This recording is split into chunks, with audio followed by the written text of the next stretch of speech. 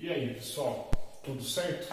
Com essa matéria de hoje, a gente aí dá cabo, dá fim, destrói a apostila de número 3. Então, semana que vem, a gente já começa a falar sobre a apostila de noite. Semana que vem, não. Amanhã mesmo, acho que já dá pra gente falar de apostila 4, se eu conseguir pegar a apostila hoje, tudo bem? Então, a gente finaliza falando do último tipo de reação química, que é a reação que a gente chama de reação de dupla troca. A reação de dupla troca é bem simples. Ela acontece entre duas substâncias que são compostas, né, que são formadas por dois tipos de elementos diferentes. AB e CD vai formar AD e BC. Acontece a troca de A por C e de C por B. Acontece uma troca dos dois grupos compostos, certo? Vocês já conhecem reações de dupla troca, mesmo sem saber que era uma reação de dupla troca, que são as reações de ácido-base. Reações de ácido-base são reações que vocês já viram, já estudaram. É o cátion da base com o ânion do ácido, mais o ânion do ácido com o cátion da base.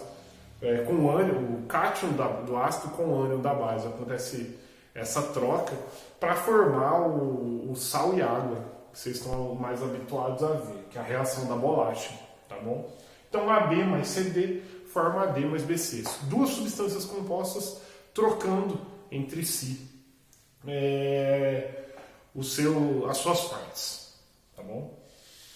Para que a gente classifique uma reação de dupla troca, na verdade, para que uma reação de dupla troca aconteça, algumas condições já são estabelecidas, né?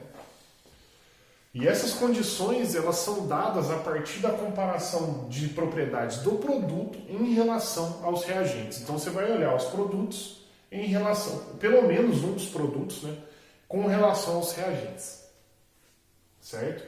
Então vocês vão comparar as propriedades de um dos produtos com as propriedades dos reagentes e com isso a gente tira essas condições para que a reação realmente ocorra, que ela seja efetiva. Primeiro ponto. Um dos produtos, pelo menos um dos produtos, ele tem que ser menos solúvel do que os meus reagentes. É muito fácil identificar isso, né? Quando você tem duas substâncias aquosas, certo? Que geram um sólido, por exemplo, fica no cantinho, né? No canto inferior direito dos componentes da reação química, o estado físico. Se houve a formação de sólido, acontece de aparecer um produto que é menos solúvel. Mas como isso nem sempre é possível, por exemplo, a reação ácido-base, são duas substâncias aquosas que geram outras duas substâncias que estão no estado aquoso, né? Então nem sempre a solubilidade é suficiente. Por isso é importante falar sobre a força de um dos dois produtos. E quando a gente fala de força, a gente está falando do alfa, né? Que é o grau de ionização ou o grau de dissociação. Tá bom? A gente vai relembrar, obviamente. Então, se um produto formado, né, ele for mais fraco, pelo menos um deles for mais fraco que qualquer um dos dois reagentes, a gente tem o evidenciamento desse tipo de reação. E por último, se existe formação de gases. Lembra que formação de gases era uma evidência, né? Cheiro era uma evidência de reação química?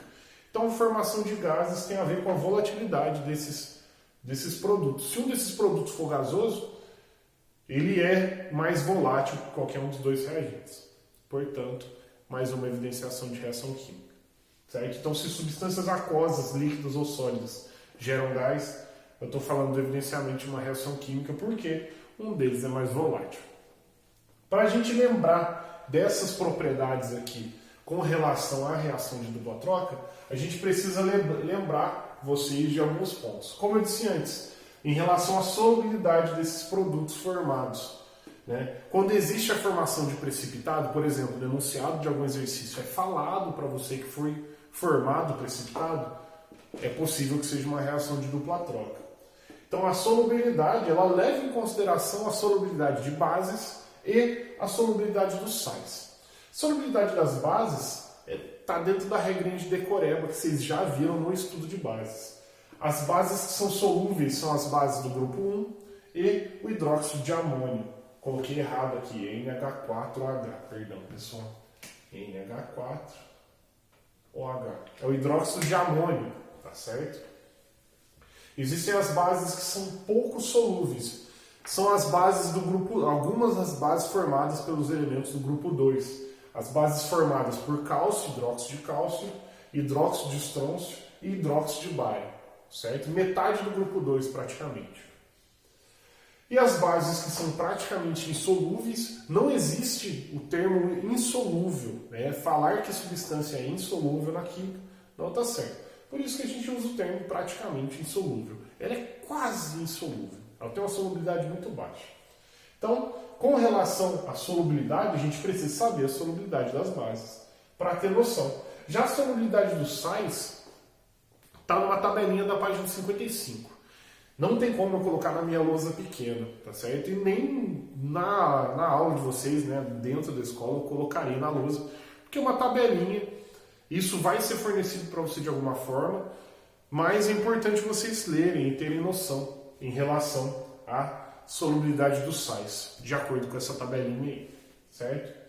Com relação à volatilidade, sempre que é formado um gás, você fica esperto, porque o gás, teoricamente, é a forma mais volátil daquela substância, ou seja, a forma gasosa é a forma que comprova que essa substância é mais volátil que as outras. Obviamente você vai comparar com os reagentes, mas a volatilidade das substâncias também está numa tabela da página 56. Vocês podem dar uma olhada também.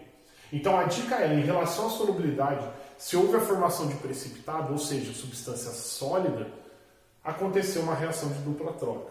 Se apareceu gases, também é reação de dupla troca. Nem sempre esses valores que são tabelados, as regrinhas que vocês já conhecem, são necessários. Precisa ter uma astúcia um pouco maior para esse tipo de exercício e análise de reação química.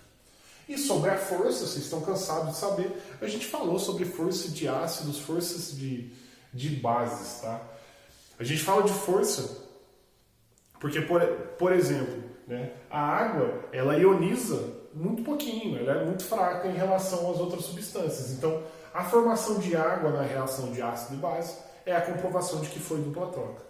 A gente olha, né, a força de ácidos para hidrácidos, né, a regrinha é hidrácidos fortes são cloro, bromo e iodo, o moderado é um só, é um ácido fluorídrico, e os fracos são todos os restos de hidrácidos. Enquanto para oxiácidos a gente tinha continha, né? X é o número de hidrogênios, Y é o número de oxigênios. Quando o número de hidrogênios menos o número de oxigênios for 3 ou 2, é um ácido forte. Se essa diferença for 1, é um ácido moderado. Se essa diferença for 0, é um ácido fraco. Lembrando que existe uma exceção a essa regra, que é o ácido carbônico, que é o ácido dos refrigerantes, certo? O ácido carbônico, a continha dele dá 1, teoricamente deveria ser um ácido moderado, porém é um ácido considerado fraco, tá bom? Já as bases são muito mais simples que os ácidos. As bases fortes são todas as bases formadas por metais do grupo 1 e, coincidentemente, né, as bases que são pouco solúveis, né, cálcio, estrôncio e bário, também são consideradas bases fortes. As bases que são fracas são todos os restantes de base. Então reparem que para entender e compreender a reação de dupla troca dentro das suas condições, para que seja considerada, para que ela realmente aconteça, a gente precisa levar em consideração assuntos que já foram aprendidos anteriormente, como força de ácido, força de base, solubilidade de bases, solubilidade de sais e sobre o assunto que realmente é novo para vocês em relação a essas condições, é a tabelinha de volatilidade, que está na página 56. Certo, pessoal?